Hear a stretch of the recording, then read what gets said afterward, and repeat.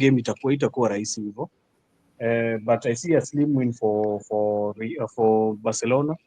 Then that game for Bayern Munich and Arsenal si rahisi.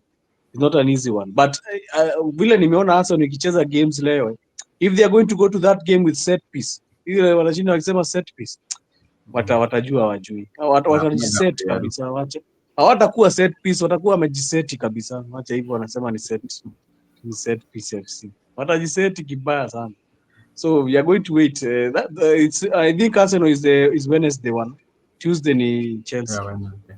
So tutakuwa tumejua ndio tujue sasa nani wanapatana Sunday, tujue nani atashinda hiyo game. Sasa hizo timu mbili hapo ndipo mna dropia points, hapo ndipo tunafurahia. Hata saa hizi Kelong ameongea vibaya, nikasema mtaenda draw haki atamshinda. Anyway, asante sana Jose. Let me also give Jalala a chance atumalizie na predictions before we wrap up. Hiyo game ya Chelsea Barcelona, hiyo nasema Barcelona 3-2, alafu Bayern na Arsenal, hiyo ni Bayern 2-1, alafu Man City na Leverkusen, hiyo ni kiosho hata 3-0. Alafu na Manu na Everton. Predict yetu wewe bwana. Wewe predict yetu bwana. Mimi sija predict yenu bwana. Acha niwaachie Mungu.